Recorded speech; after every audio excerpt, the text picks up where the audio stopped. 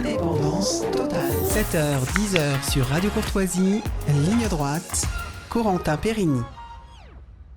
Alors, Roger Chudeau, ce jeudi 12 octobre, le Rassemblement national ouvre le bal des niches parlementaires, alors réservé au groupe d'opposition. C'est la première de la session. Le Rassemblement national, on le sait, compte 88 députés et met à l'honneur donc 7 textes tout au long de la journée. Les députés débattront de ces propositions de loi. Alors, le choix des sujets n'est pas anodin, il est varié. Plusieurs sont objectifs consensuels. C'est le cas de la proposition de loi déposée par le député Jean-Philippe Tanguy sur l'endométriose. D'autres plus marqués politiquement, comme la proposition de loi défendue par Brian Masson, visant à supprimer ou suspendre les allocations familiales pour les parents de délinquants. Alors pour en parler, nous sommes avec Roger Chudeau. Bonjour Roger Chudeau. Bonjour monsieur. Alors vous êtes inspecteur général de l'éducation, vous êtes député RN de la 2e circonscription du Loir et Cher. Et je voulais vous parler de ces propositions de loi. Est-ce que c'est compliqué déjà quand on fait partie du Rassemblement national de proposer une loi devant les autres députés? Est-ce qu'il n'y a pas un réflexe pavlovien de refuser tout ce que propose le Rassemblement national? Écoutez, oui, c'est certainement, vous n'avez pas tort, mais le Rassemblement national propose, à l'occasion de cette niche parlementaire, des lois qui concernent directement la vie des Français. Ça va de l'endométriose pour les femmes, au prix de l'énergie, à l'écriture inclusive à l'université, à la suppression ou à la suspension des allocations familiales, vous le disiez à l'instant. Ce sont des sujets qui préoccupent les Français et sur lesquels nous voulons être en première ligne puisque nous sommes à leur service. Alors évidemment, pour répondre à votre question, à l'Assemblée nationale, le plafond de verre fonctionne encore, il faut bien l'avouer, c'est là où il a pratiquement disparu dans l'opinion publique, comme le montre le résultat des élections. Nos collègues des autres partis affectent de ne jamais voter quoi que ce soit que nous proposions. Nous verrons si cette position sera encore tenue aujourd'hui. Ce sera intéressant parce que le paysage a changé depuis que LFI s'est rendu infréquentable. Oui, d'ailleurs, on pourrait revenir là-dessus aussi. LFI, notamment ses propos sur le Hamas, qui refuse donc de qualifier le Hamas de terroriste. Mais alors, vous faites aussi la stratégie du coucou, c'est-à-dire que vous récupérez des textes d'autres partis pour essayer pas de forcer la cohérence, mais en tout cas d'être allié avec eux. Mais oui, même avec ça, il y a un refus parce qu'il y a l'étiquette RN. Et ça, c'est quand même... oui, mais justement, donc, nous ne faisons pas de la petite politique, de la poloche, comme dit le garde des Sceaux, avec cette expression inimitable. Non. Nous cherchons ce qui est utile à la nation et au peuple français. C'est-à-dire que lorsque un autre parti fait une proposition qui nous paraît aller dans le bon sens, dans le sens de l'intérêt général, nous l'adoptons, nous la soutenons, nous la votons. De même quand le gouvernement le fait. Là, tout récemment, nous avons voté la loi organique sur la réforme du système judiciaire français. Nous l'avons voté. Nous avions voté la LOPMI du ministre de l'Intérieur. Donc, si vous voulez, notre position est des constantes. Nous ne faisons pas de la petite politique sur le mode faut-il voter ceci ou cela vis-à-vis. Non. Par contre, nos collègues, nos adversaires au sein de l'Assemblée nationale continuent à avoir ce réflexe politicien. C'est-à-dire surtout aucun espace politique pour le Rassemblement national. Je ne pense pas que ce soit une position tenable pendant encore 4 ans. Et justement, donc il y a, on l'a dit, notamment ces propositions de loi sur l'endométriose, donc qui pourraient notamment rassembler beaucoup. Vous parlez aussi de baisser la facture énergétique des Français et des entreprises. Et puis vous parlez de thèmes qui sont plus historiquement du Rassemblement national. Cette proposition de loi visant à supprimer ou à suspendre les allocations familiales pour les parents d'enfants criminels ou délinquants, proposée par Brian Masson. Quelle est cette proposition? Alors, ça vient aussi après les émeutes, notamment. Mais oui, ça vient après les émeutes. Nous avons constaté qu'un certain nombre de très jeunes gens avaient détruit des bâtiments publics, pillé des magasins, et que, en fait, comme ils ont l'excuse de minorité, selon le droit français, il ne se passe rien. Donc, nous considérons que des mineurs qui se rendent coupables de ce genre de délit ou de crime sont encore placés sous la responsabilité, c'est la loi en fait, de leurs parents. Et qu'il est donc normal que la famille soit elle-même placée devant ses responsabilités, c'est-à-dire devant un défaut manifeste d'instruction. Et puisque la famille ne semble pas faire son devoir, il est normal que la collectivité refuse de lui verser des allocations familiales qui servent à l'éducation. Donc, si vous voulez, c'est parfaitement logique. C'est une mesure qui, je pense, est très populaire en France. Il est grand temps que les voyous, les sauvageons, comprennent que la société a les moyens de les remettre sur le droit chemin.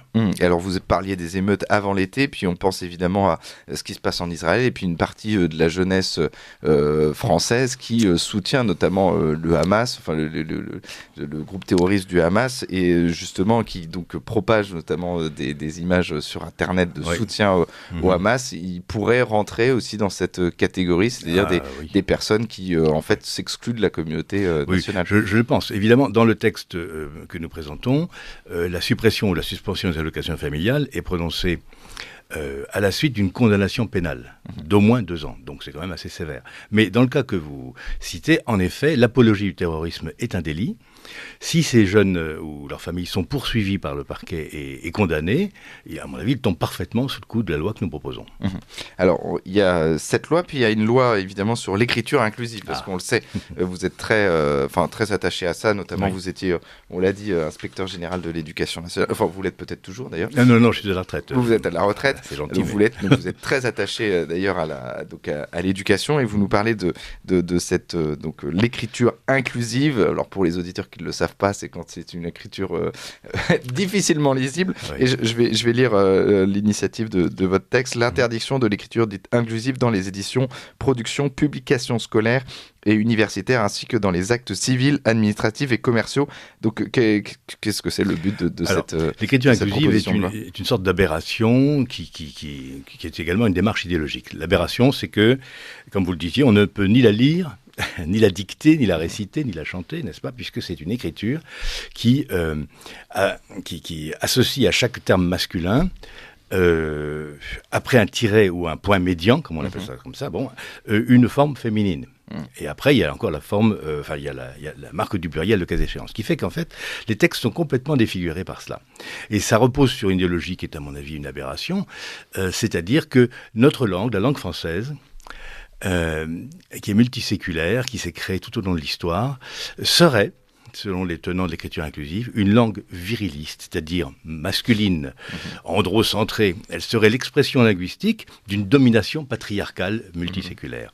Donc cette idéologie est totalement, ça n'a ni queue ni tête, mais ça se répand de manière virale dans certaines de nos universités, et pas des moindres. Vous avez Paris 8, vous avez Sciences Po, vous avez Grenoble, Lyon, Toulouse, à Paris aussi beaucoup, et même à l'école normale supérieure, c'est vous dire. Et donc, un certain nombre de professeurs se sont laissés envoûtés par cette espèce de légende qui voudrait que la langue soit l'expression d'une domination masculine, et considèrent qu'il faut donc combattre cette domination en collant partout des marques du féminin, ce qui évidemment rend un texte absolument illisible. Donc, parce que aussi ça exclut les personnes qui ne se sentent ni hommes ni femmes. Puisqu'il y a des gens qui considèrent qu'ils ne sont, du point de vue du genre, pour autant que ça existe, ni hommes ni femmes, ils sont, je sais pas, un moustique, une chaise, j'en sais rien, ce qu'ils veulent. Il n'y a pas de... Du coup, ils se sentent exclus de ça aussi. Vous parliez du pronom yel. Le pronom yel est déjà contesté parce qu'il comprend quand même un il et un elle. Donc, un masculin, un féminin, c'est très très mal, voyez-vous. Bref. Donc, tout ceci ne tient pas la route. Le problème, c'est que dans ces universités, il est difficile maintenant pour des étudiants, par exemple en master, de produire un mémoire qui ne soit pas en écriture inclusive, et même pour des doctorats. Donc, il y a une sorte de recherche d'hégémonie par ces professeurs et les tenants de cette écriture, et il faut y mettre un terme, ça suffit. On a assez abîmé comme ça la langue française qui est un bien commun. Et ça, notamment, donc cette proposition de loi, on peut penser que les LR, évidemment, seraient d'accord, et vous pensez que, justement, vous aurez un soutien des autres parlementaires? Oui, les choses ont évolué. Nous avons fait évoluer le texte initial en resserrant la définition de l'écriture inclusive exactement sur la définition qu'en donnait Édouard Philippe alors qu'il était Premier ministre en 2017 dans une circulaire. Donc la définition, nous la reprenons à notre compte. Du coup, les partisans d'Édouard Philippe, c'est-à-dire Horizon et le MoDem, nous ont rejoints avec LR, ce qui fait que nous commençons à représenter peut-être ce que pourrait être une majorité. Alors, nous verrons bien ce sera ce soir, si Renaissance, qui est hostile à cela, parce que c'est nous, uniquement parce que c'est nous, et qui se renie, parce qu'il y a 3 ans, l'AREM avait déposé la même proposition de loi. Mais là, maintenant, comme c'est nous, c'est pas bien. Vous voyez, c'est quand même formidable, la politique. Donc, on va voir si ces gens-là font alliance avec LFI pour faire capoter le texte. S'ils font alliance avec des gens qui refusent de nommer terrorisme wokisme, le terrorisme. On va voir ça va être intéressant et je les invite à y réfléchir. Parce que justement, là, votre principal détracteur, c'est la NUPES qui est donc idéologisée, néo-féministe, tout ça, et justement qui essaye d'imposer ce genre d'écriture. Vous avez raison, pour la NUPES, notamment pour LFI et pour les écologistes, notre texte est une attaque frontale contre le féminisme, ce qui est absolument absurde, n'est-ce pas ? Certes, il existe un hyperféminisme qui est très présent dans l'écriture inclusive, mais nous ne faisons pas de croisade contre le féminisme. Nous voulons juste qu'on cesse d'abîmer la langue française, qui, encore une fois, ne nous appartient pas. Nous n'en sommes pas propriétaires, nous en sommes dépositaires. Nous avons le devoir de la transmettre, de la conserver, mais aussi de la faire évoluer, mais pas comme ça. Là, il ne s'agit pas de la faire évoluer, là, il s'agit de la défigurer. Et nous y sommes opposés. Alors, il y a votre combat, vous avez donc l'écriture inclusive, mais il y a aussi avec, on en a parlé en avril dernier, avec l'eurodéputé Philippe Olivier, vous avez créé l'association des parlementaires contre le wokisme. Est-ce que vous pouvez nous expliquer plus largement l'objectif de cette association ? C'est-à-dire que c'est un rassemblement au-delà justement des clivages politiques contre le wokisme. Oui. Association des parlementaires contre le wokisme, ça inclut donc les parlementaires en activité, qu'ils soient députés ou sénateurs, qu'ils soient français ou européens, voire même carrément sur le plan mondial. On peut parfaitement sortir des parlementaires, je ne sais pas, canadiens, pourquoi pas, ou africains.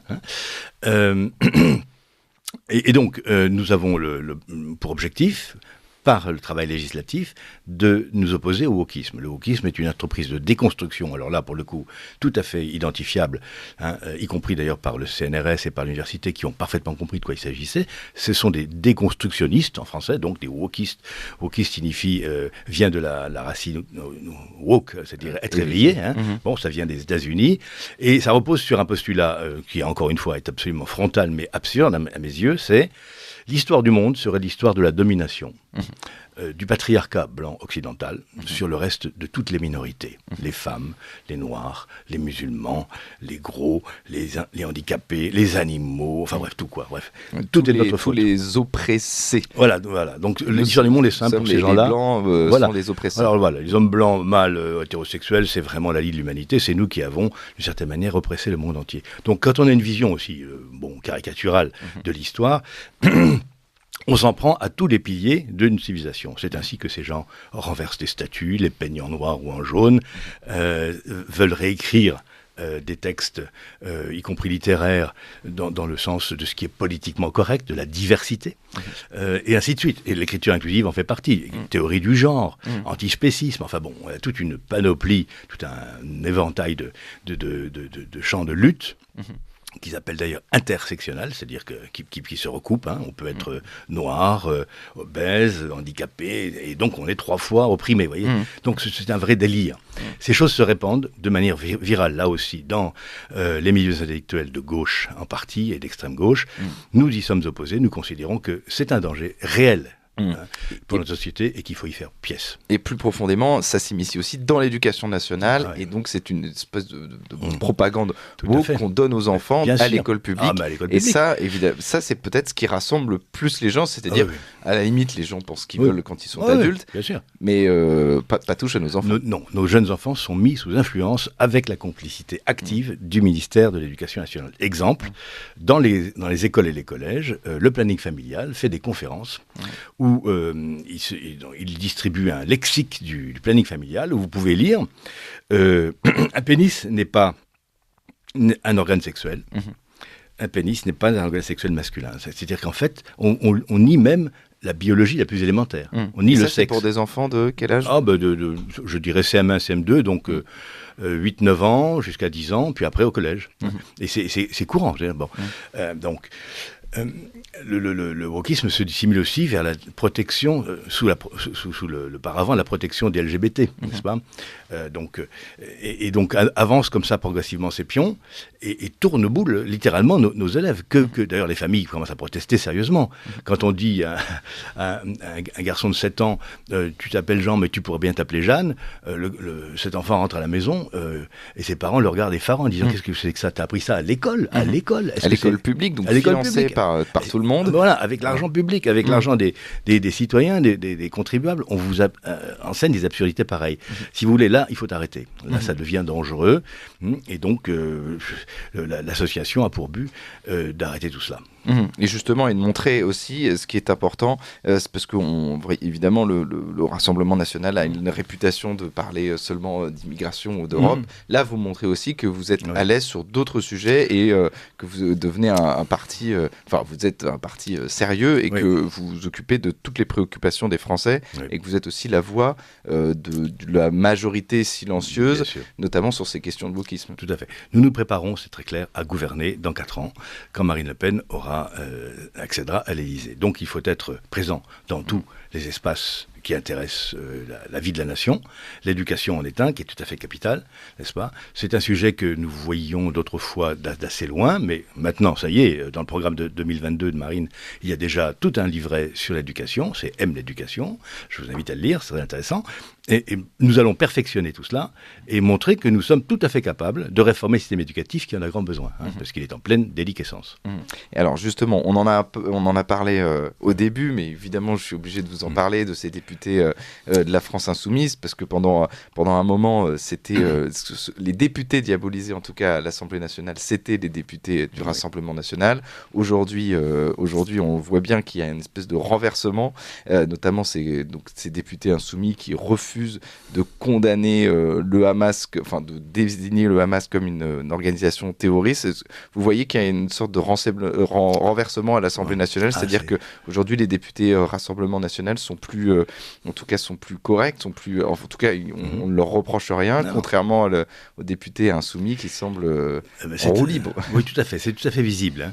Les députés insoumis, en ne dénonçant pas clairement la nature terroriste des atrocités qui ont été commises en Israël ces derniers jours, se sont mis d'une certaine manière au banc de la nation et au banc de l'Assemblée nationale.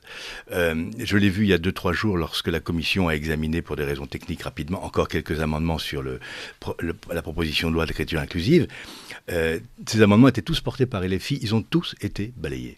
Même Renaissance, qui votait plutôt avec eux contre nous, a voté contre eux. C'est-à-dire qu'ils ont littéralement été ignorés, ostracisés, c'est terminé. On ne peut plus véritablement parler avec des gens qui ont un comportement pareil, qui n'arrivent pas à être honnête intellectuellement, à être honnête moralement et à désigner l'atrocité par son vrai nom, n'est-ce pas ? Ce qui s'est passé en Israël, ce sont des scènes de pogrom, c'est de la même nature que la Shoah, et que LFI n'arrive pas à le dire, comme on l'a vu dans cette pénible épisode avec Madame Panot où elle bredouillait parce qu'elle n'arrivait pas à dire le mot sévère.